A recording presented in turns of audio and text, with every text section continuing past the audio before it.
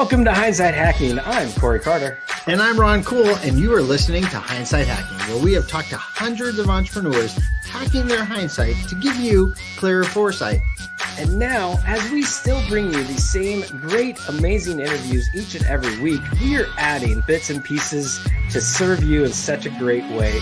These bits and pieces are some mindset hacks, visibility hacks, traffic hacks, and more on the Daily Hack. So we want to make sure that you have all the tools and all the resources that you need to gain more visibility and gain more traffic. And obviously, to get more sales. So head over to gethhm.com/toolbox to grab your free resources to get the help you need to get more.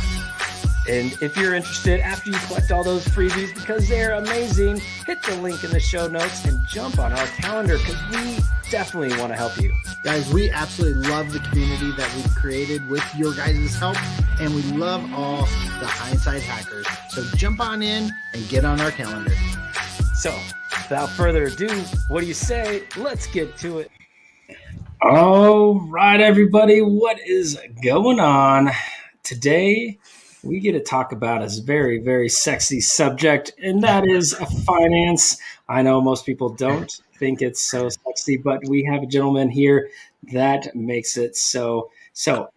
Mr. Terrell Turner, he is a host on the Finance Accounting Show. He is all about making it fun, having a good time, and he's got lots of good little courses that actually will help teach you everything you need for taxes, for finances, for whether you're a restaurant owner or any of the above. Terrell, man, I am super stoked to have you here. Appreciate it. Hey, thanks for having me, man. It's my pleasure to be here. Yeah, we're so excited. I know we talked a little bit and got to know you before, but for the people that don't know you, except for you're the sexy finance guy, why don't you explain a little bit more about you? Yeah, so I mean, as they said, in their words, I'm the sexy finance guy. Like I said, my background is accounting and finance. I always tell people, I have a master's degree in accounting, so that tells you I am a little nerdy.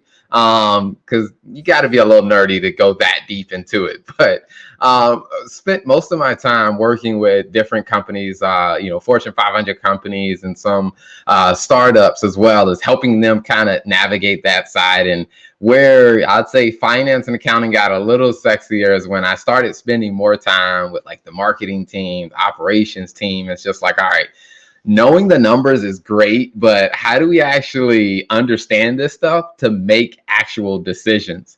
And so that's where I really started deviating from like your typical accountant who's just working in the background, come see me once a year. Other than that, leave me alone.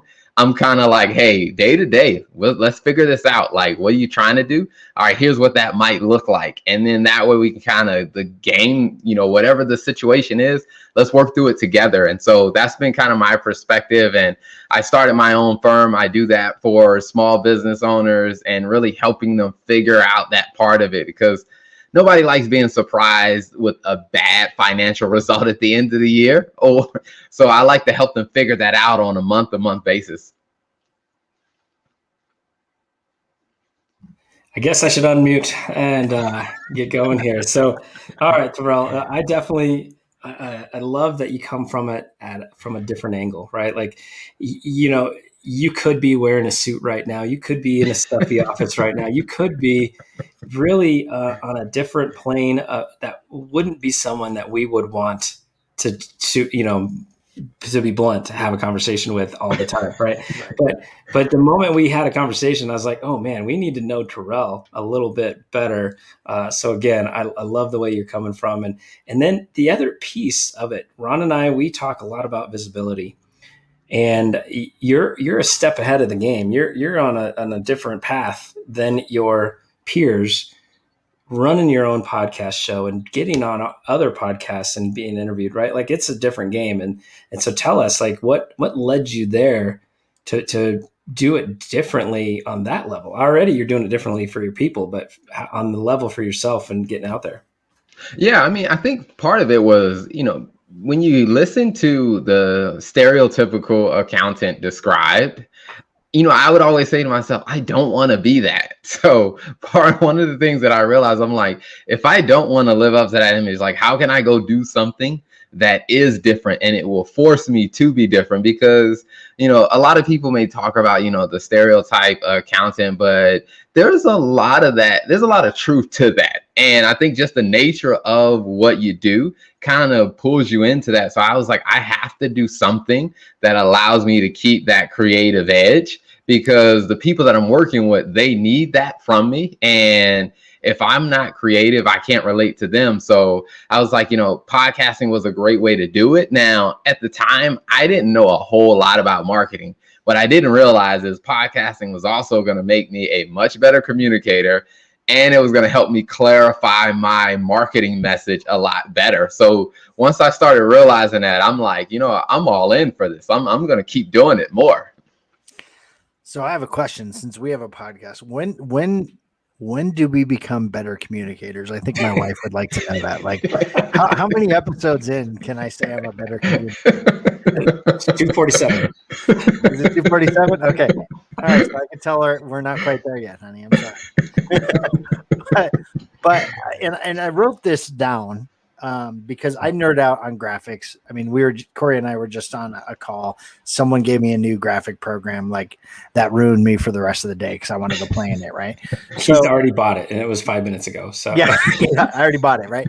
But I love what you said, and I wrote it down, and I kind of paraphrased, but find your nerd and then figure out how to do it different. Right. Yeah. So you nerded out on accounting. I nerded out on graphics, but you got to figure out how to do it differently if it doesn't like resonate with you 100%. And one, I couldn't see you sitting in a stuffy office in a suit. Like that just doesn't seem like it would fit. Right. Just because it doesn't work. But I love that. So this is interesting. Did you get a lot of pushback from like the normal people saying, hey, that doesn't work that way? Or did anyone give you any advice saying, hey, don't do it that way? Or was everyone like, hey, that's a cool idea, let's see how it goes? I will say I did get some people that would I guess they were trying to politely let me know that they thought what I was doing was bad. The way that it kind of played out is like, even when I started using LinkedIn a lot, one of the things that they would say stuff like, hey, if you're using LinkedIn that much, it looks like you're constantly looking for a job, or it looks like, you're just trying all this new stuff. And I'm like, okay, I hear that's what you say. But that's a nice way of you telling me that, hey, you think what I'm doing is a bad idea and I need to stop. And so I was like, you know what? I don't want to live, up to that image, because I think for a lot of accountants, one of the big challenges is that they're not so much focused on, hey, how do I become more valuable to the people I help? Like, even if they're in a corporate space, they're not focused on how do I become more valuable to the CEO or to the sales manager or the sales VP or the marketing VP. They're focused on how do I look better to other accountants. And when I was starting my business, what I realized is like, other accountants aren't the people who are paying me. So I really don't care what they think. What I need to do is care about who are my potential customers. Like, who are going to be the people that actually pay me, and how do they feel about me? And when I started getting feedback from them, they were just like, man, I wish that I could do a podcast like you. I wish that I could get out there and do this. Then I knew, I'm like, yeah, I'm on the right track. So every now and then I still get some accountants that are like, well, I wouldn't quite do it like that. I'm like, you're not doing it at all. So true. All right. So you've got your podcast going. You still have your firm, right? Like, tell us what's been the obviously you became a better communicator through the podcast, but has your business increased tenfold, or do you have any kind of results that you can say, like, because of the different way of marketing, that my business has increased, or that at least my list of people has increased, right? Like, because of your visibility. Like, what's kind of some numbers behind some of the stuff that you're doing? Yeah, so I would say it's definitely brought some very tangible results. I think on the first thing is being invited to to speak at different events. And so like in the world of accounting, the AICPA, like the American Institute of Certified Public Accountants, is like one of the biggest. So by doing the show, they asked me to come and actually speak at one of their conferences. And I'm located in North Carolina, but I also got asked by the Michigan CPA Society. They saw some of the stuff I was doing. They asked me to speak at one of their events that's coming up, in March. And so it's definitely opened doors for, to really build a bigger brand, even in the accounting space. And then on the actual, like say, the finance, I guess say my business side, I would say in the last 3 months, it has brought on 4 new clients in the last 3 months, and most of my clients are like recurring, anywhere from like 1,000 to 2,500 a month in recurring fees. So I mean, it's brought on 4 new clients plus. I think I have earlier this week I was looking. I had 3 other proposals for new clients that have reached out to me, and a lot of it's because, hey, I saw a video you did where you talked about gross margin for restaurants. And so they were like, I saw that video. I had to reach out to you because I need a good finance person for my business. I love that. Well, I just love that you're doing something different. And it's probably attracting your ideal people to you, because if you're stuffy in an office, you're probably going to get stuffy office type people coming to you. And if you're not stuffy office people like myself, you get people in Batman shirts and other things that are coming to you. So that I love. I think it's phenomenal that you've put yourself out there, right? And it's working because you're providing value. You're not really expecting a ton of return from it, but you understand by putting out the value, you will get a return, but you're not doing it to get the return, right? And I love that. And I believe when you do that more and more and more, you start getting more and more of that back. So as you're out there doing your videos, what's your favorite thing to do on a weekly basis? Is it the podcast? Is it the videos? Is it just office work? Is it crunching numbers? What's now your new favorite thing to do? I would say probably my new favorite thing to do, I think it's more on the meeting new people. Like as people reach out to me, whether they saw the show, whether they want to become a client or they just like the show, or even now some people are like, oh man, I want to know what type of mic are you using or what type of camera. And it's like before, nobody was asking an accountant that question. As an accountant, I prefer whatever this is. So for me, I think it's that ability to just have conversations outside of my technical field, because before, I mean, like I said, I have a master's degree in accounting, which means I can talk the technical side, but after a while, you get so deep in the technical, you become unrelatable to other people. So being able to have those non-technical conversations keeps me relatable to the audience that are watching the show, as well as potential clients that are coming on. Because, I mean, I think you said it very well. The stuffy office in the suit person, that's usually not the person that's starting a business. That's the person they bring in to actually run the business that's already been started. And for me, it's like my target is more of working with the people who are starting the business and they're in the industry actually building the business. And so for me, it's like I love being able to constantly talk and interact with more people, because it helps me evolve my product, evolve, my perspective, and it helps me improve the show. Love it. Okay. I'm going to ask a serious question for what we're talking about here. It is about tax time, right? I was going to say that. You took my question. No, so give us some real life. Obviously, we can't do too much to help our 2020 taxes, but what's number one tip average business owner you suggest go do today to be ready for the next tax time? Like what's the number one? I mean, I think I would start off with first one is whatever your tax results were for 2020. Like let's say if you already got your taxes done, is actually have a conversation with the person who prepared it. Said, hey, what might my taxes look like next year? Here's what I plan to do in sales, and actually start to plan ahead, because a lot of businesses end up getting into trouble. Like they end up getting penalties and extra fees because they didn't pay the right estimated taxes. And a lot of that just comes down to is because either their accountant, their tax preparer, whoever they work with, didn't help them understand if you grow your revenue by X, that means you need to also grow your estimated payments. If you don't, you're going to actually have penalties come this time next year. So I always say, you know, start planning for the future. That's definitely number one.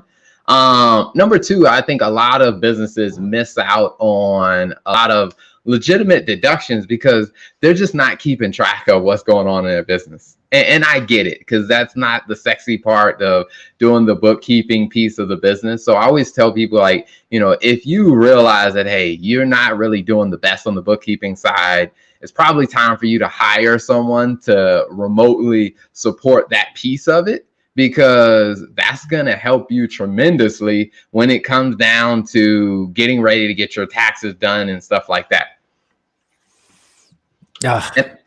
The amount of scaredness that just came over me. Like uh-oh, what just happened? Okay. And one other thing that I would tell people is, I mean, when it comes down to taxes, I would say is, if you're working with someone and they only see you once a year, there's only so much help that they can give you. So I always tell people is, you know, talk to that person about maybe setting up a semi-annual or at least or some type of quarterly meeting with them to touch base with them to see, hey, here's where my business is. What do I need? Like, what credits are coming for the year that I need to be prepared for? Because like you said, if you wait until tax time, there's really nothing that really can be done. I mean, if you're waiting until you get your taxes done, all of the real planning happens before the year ends. So you want to set up that meeting like, hey, tell your CPA, you and I are going to talk 6 months from now, and I expect you to have some good answers for me when we talk.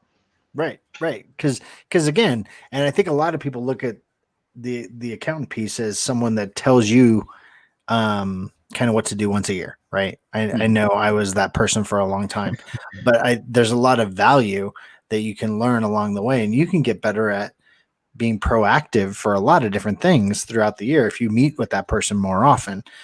How often?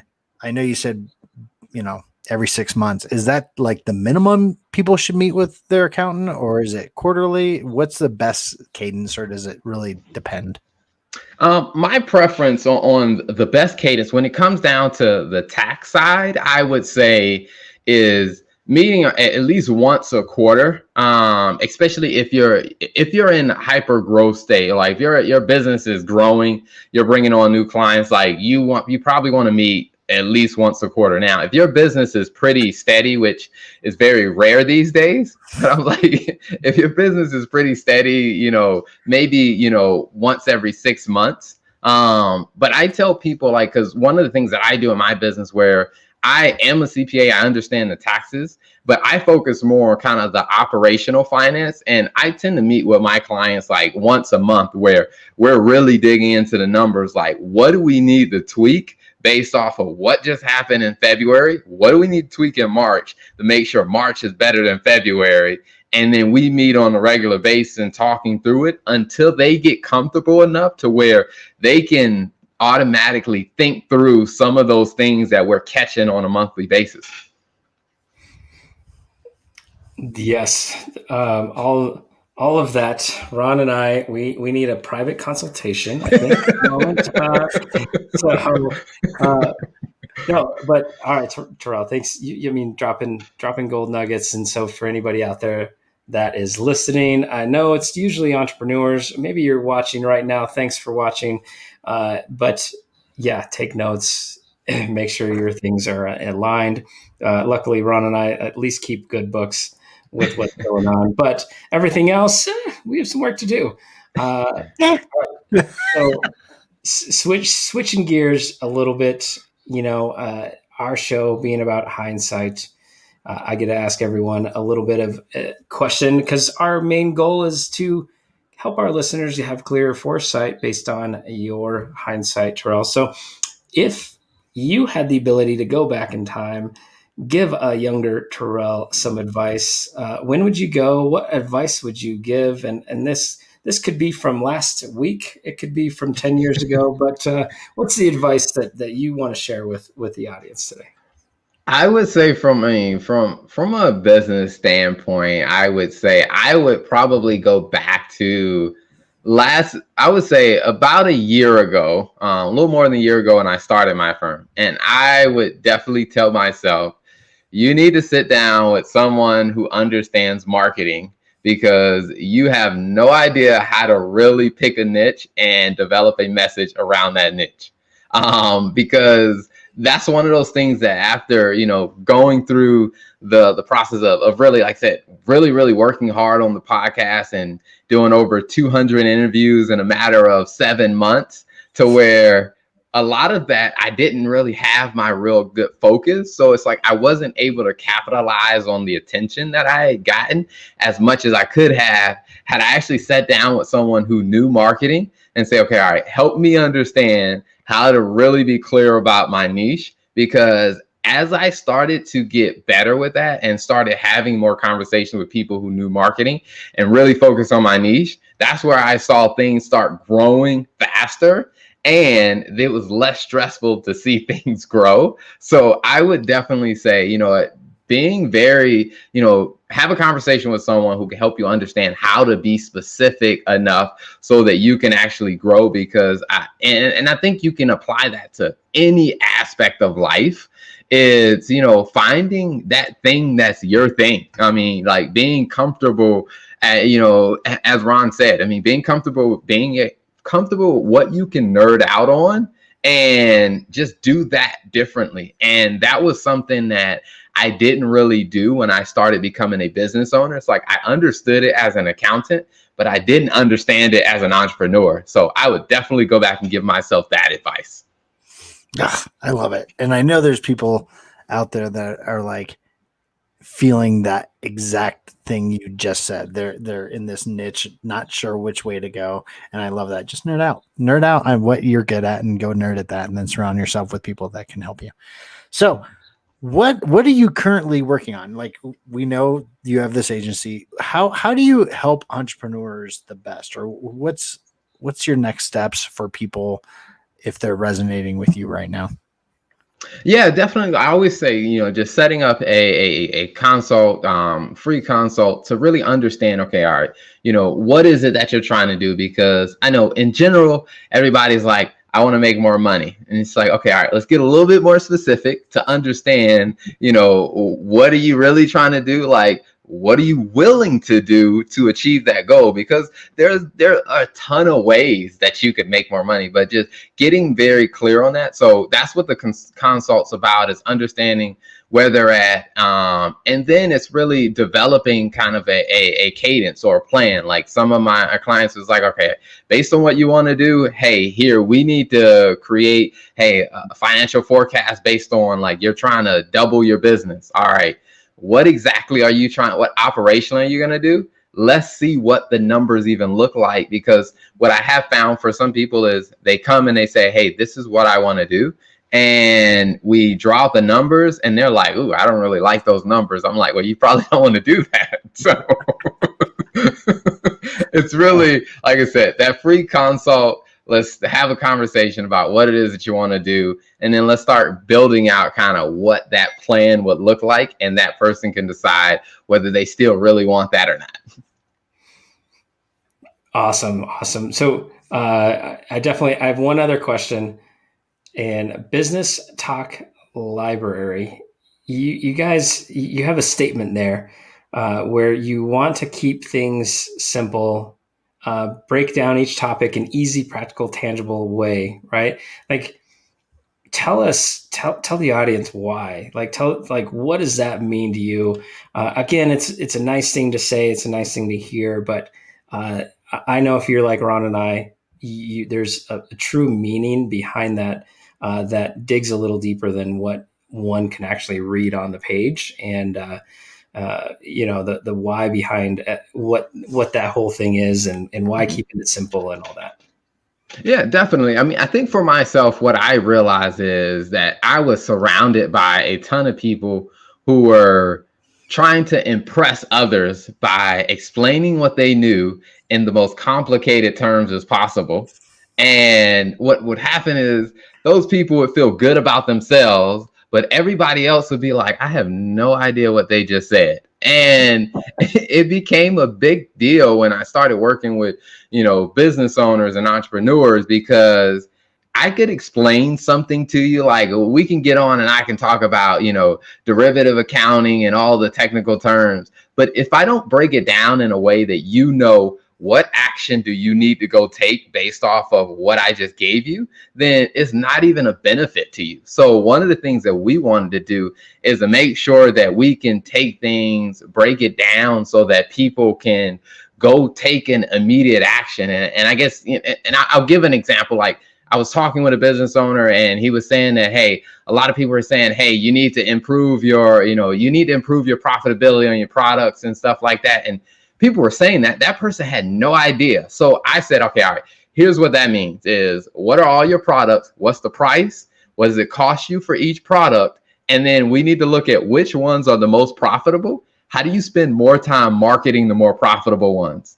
And when I broke it down like that, they were like, oh, that makes more sense. I now know what to go do. And so for us, that just became an embedded mantra of, if you can't hear what I say and then go take some type of action, I need to do a better job of breaking it down and making it clear. Oh my gosh, I love that. I so much of what you just said. I exactly mic drop that thing. Like I remember that all day. Like, that spoke to me tremendously. And I know there's people out there like, one, I want my free thing. I need to connect with him. I need a plan. How can they get in touch with you? Yeah, so if you go over to the businesstalklibrary.com, so businesstalklibrary.com, and right there on the front page, there is a ask a question. There, like I said, the message will come directly to my wife, and I will definitely have your contact information, or you can, like I said, set up a free consult. We can hop on the phone and let's just understand where you are, where you're trying to go, and then how we can help you get there. Perfect. All right, Terrell, from North Carolina, right? From Charlotte. Correct. I'll be out visiting North Carolina later this year if the world stays the direction it's going, and then we can travel, right? Like, that's the goal. But definitely a pleasure to talk taxes, to talk finance, to talk business with someone as fun and as exciting as yourself, and not wearing the suit, because again, we would struggle to move forward with that. So super appreciate you coming on today. Absolutely. Thanks for having me. Thanks, Terrell. Whew. All right, Ron. So did you run out of ink on your dry erase marker, or do you have a little bit left, a couple ideas to share with the audience? Well, I cheated throughout the show. I shared some, so that's my new thing. I'm cheating as I go so I could share more takeaways. So that's one. No cheating allowed. One is be relatable. Don't techno babble to prove you know what you're talking about. Like, hopefully you know what you're talking about, but don't techno babble all over people. I call it verbal vomit on them, right? I love that, because that ends up hurting you in the long run. Just that doesn't get you where you want to go. Like, just be real, relate to people. And then I said it on the show, I'm going to say it again. Find what it is you nerd out on and figure out how to come at it in a different direction. So then it's your passion and what you're super excited about doing, because you're nerding out on it and you're offering it in a different, unique way, and be unapologetic about it. Yeah. And honestly, like, I mean, we've talked about this before. Certain things come easier to certain people, right? Like, graphics comes easy to you, and it, like, nobody wants me to do their graphics. But at the end of the day, right, like you were able to nerd out on it and get good at it, have fun with it. All right. And then you can share it. Right. So everybody needs to find what they can nerd out on and share. But one thing that Terrell mentioned that caught my ear was he's doing the podcast to keep his creative edge, because that allows him to be creative for the people that need him to be creative when they hire him for the service. Right. And so that can relate to anybody, right? Like if you're not doing something to keep your creative edge, how on earth are you going to be able to serve your people at the highest level, whoever it is that you're serving? And so that is something I'm going to steal, Terrell. So if you're listening, I apologize, or I'm just giving you forewarning. I am stealing that and making it my own. So, but that's it. That's all we got today. I truly hope everyone learned a little bit, had a little fun. And at the end of the day, head on over to businesstalklibrary.com. Yeah, guys. Hope you enjoyed the show, and we'll see you tomorrow. All right, everyone. Thank you so much for listening. I hope you had as much fun as I did. And you know what? If you're not already a member of our Facebook group, what are you waiting for? Head on over facebook.com/groups/profits with. Guys, we are super excited to have you be a part of our community and help you get more visible, get more traffic, and get more sales. That's right, Ron. And every time someone is in our group, we get to share all the tips, the tricks, and everything that you can get profits with from your summits, your challenges, your workshops, your podcasts, your vodcasts, and so much more. Guys, thanks for being the best part of the Hindsight Hackers community.